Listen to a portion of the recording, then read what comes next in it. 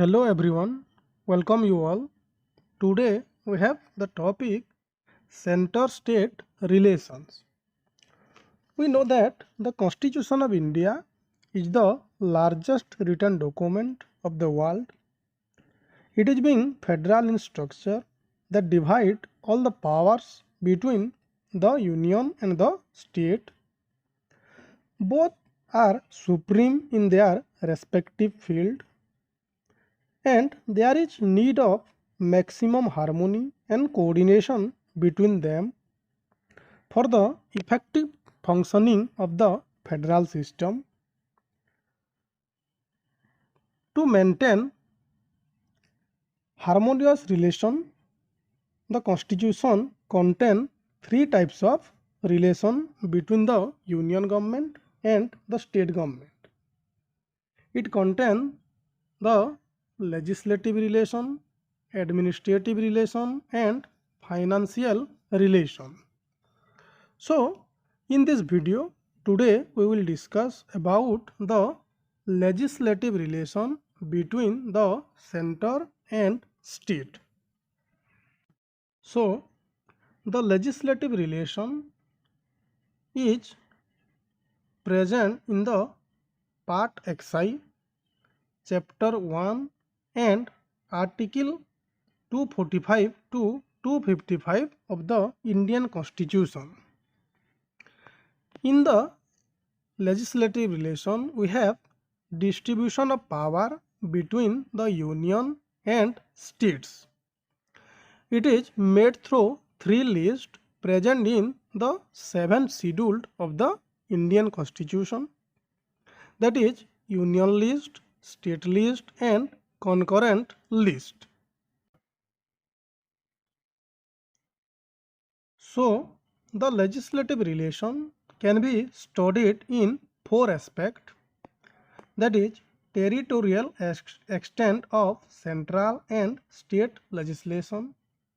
Second aspect is distribution of legislative subjects. Third is parliamentary legislation in the state field. And the last aspect is center's control over state legislation.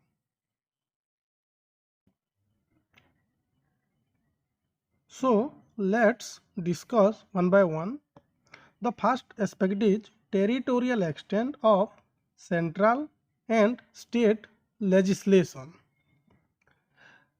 We know that the parliament can make law for the whole country or any part of the territory of India. Likewise, the state legislature also make laws for the whole state or any part of the state. Besides this, the parliament can alone make any extra territorial legislation.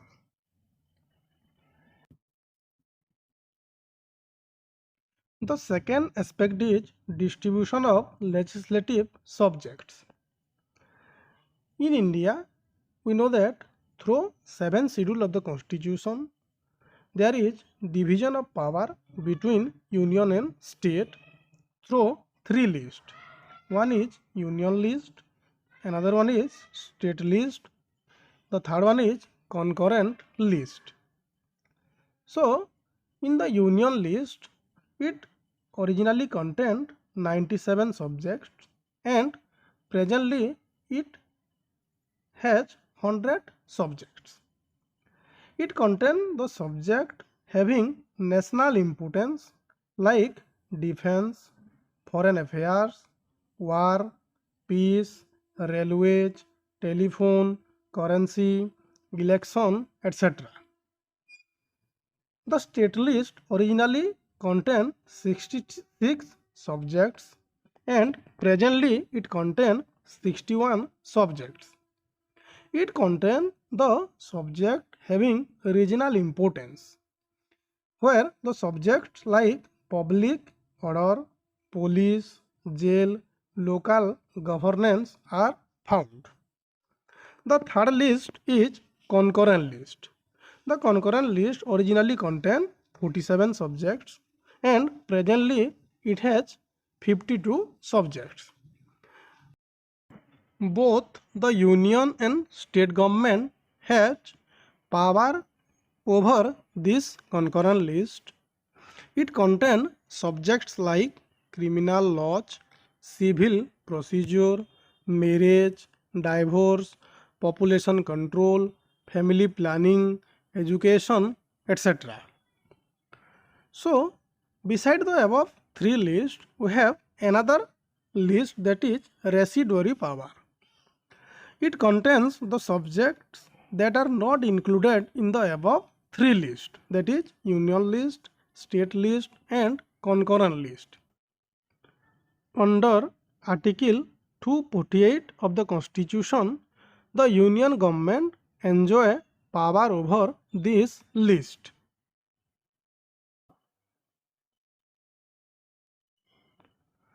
The third aspect is parliamentary legislation in the state field. It means in India there are some situations when the Parliament of India can make laws over the state list. The conditions are when Rajya Sabha passes a resolution under Article 249 that it is necessary for the national interest that Parliament should make laws on that matter of the state list. The second condition is under Article 252 of the Constitution, when the legislature of two or more states pass a resolution to request the Parliament to enact laws on a matter in the state list, then Parliament empower to make laws over state list. The next situation is to implement international treaty or agreement under Article 253. So, for the implementation of the United Nations Privileges and Immunities Act 1947, Geneva Convention Act of 1960, Anti-Hijacking Act of 1982 are the important international treaties where the Parliament made laws for the state list. The next situation is when there is declaration of President rule under Article 356 of the Constitution. The last aspect is center's control over state legislation. So, in which field the center control over the state? The fields are under the exceptional situation. The Constitution empowers the center to exercise control over state legislative matter. Under Article 200, the governor can reserve certain type of bills passed by the state legislature for the consideration of the president. The next is bills on the certain matters introduced in the state legislature only with the previous sanctions of the president. And the last one is during financial emergency, the president can direct the state to reserve money bill and other financial bills passed by the state legislature.